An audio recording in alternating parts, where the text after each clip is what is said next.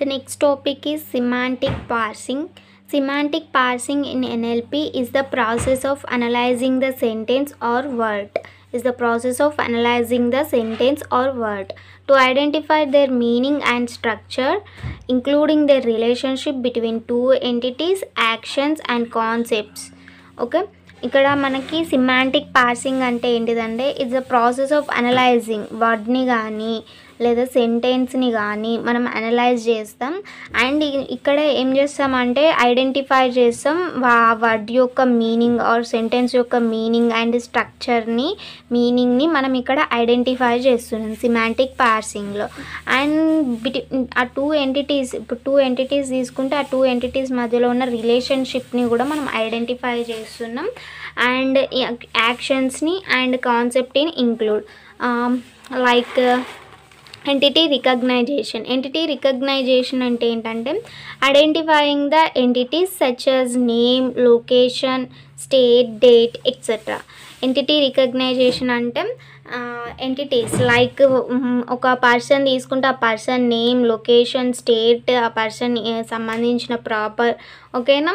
So next one role identification determines the roles of the entity in సెంటెన్స్లో ఉన్న entity యొక్క రోల్స్ని identify చేస్తాం. రోల్ ఐడెంటిఫికేషన్ అంటే ఏంటిదంటే మనం ఒక సెంటెన్స్ తీసుకుంటే అందులో ఎంటిటీ ఒక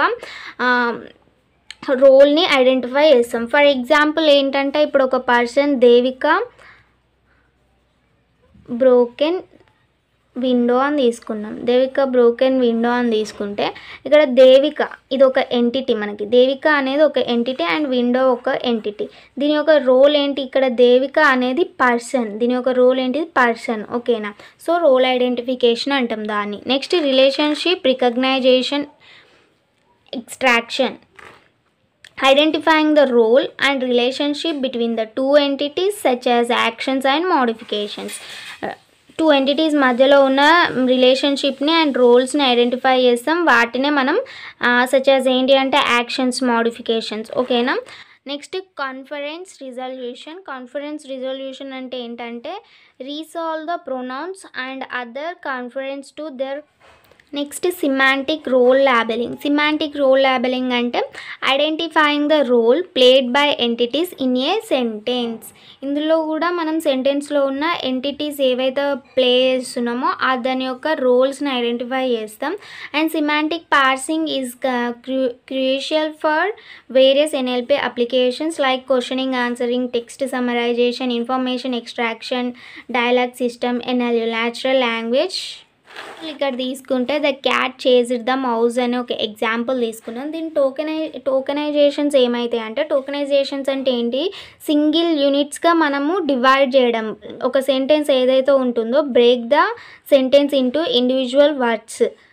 ఓకేనా. ఒక సెంటెన్స్ ఏదైతే ఉంటుందో ఆ సెంటెన్స్ని మనం బ్రేక్ చేయడం. ఇక్కడ ద క్యాట్ చేజ్డ్, ద మౌజ్ అని ఇట్లా తీసుకుంటాం. ఓకేనా. నెక్స్ట్ పార్ట్స్ ఆఫ్ స్పీచ్ ట్యాగింగ్లో ఏం చేస్తామంటే ఆ పార్ట్స్ ఆఫ్ స్పీచ్ అంటే ఇది వర్బా, నౌనా అనేది, ఆర్టికల్ అనేది మనం ఇందులో పార్ట్స్ ఆఫ్ స్పీచ్ ట్యాగింగ్లో ఇస్తాం. ద అంటే ఏంటిది మనకు ఆర్టికల్ అండ్ క్యాట్ అనేది నౌన్, చేజ్డ్ అనేది ఒక వర్బ్, ద అనేది ఆర్టికల్ అండ్ మౌజ్ నౌన్. ఓకేనా. Named entity recognition third step ఏంటి మనకి నేమ్డ్ ఎంటిటీ రికగ్నైజేషన్. ఇందులో మనకి ద క్యాట్ చేజ్డ్ మౌజ్ అని ఉంది కదా, ఇట్ ఈస్ క్యాట్, మౌజ్ అనేది యానిమల్స్, దీని యొక్క రూల్. ఓకే. సో క్యాట్ అనేది మౌజ్ అనేది తీసుకుంటున్నాం మనం ఎంటిటీస్ కిందికి.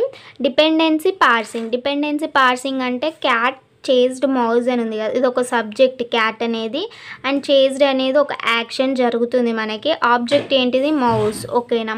Dependency parsing. సిమాంటిక్ రోల్ ల్యాబెలింగ్లో ఏం చేస్తామంటే ఇక్కడ క్యాట్ సబ్జెక్ట్ ఎట్లా తీసుకుంటున్నామో ఏజెంట్ అని తీసుకుంటాం. చేజ్డ్ అనేది ఒక యాక్షన్, మౌజ్ అనేది పేషెంట్. ఓకే. నెక్స్ట్ సిమాంటిక్ పార్ట్స్లో ఏం చేస్తామంటే సేమ్ యాజ్ ఇట్ ఈజ్ రాస్తాం. ఇక్కడ cat chased entity, action entity తీసేసుకొని క్యాట్ చేజ్డ్ మౌజ్, ఏజెంట్, యాక్షన్, ఇది యాజ్ ఇట్ ఈజ్ ఇక్కడ రాసేస్తాం. ఓకేనా. This is the example for semantic parsing.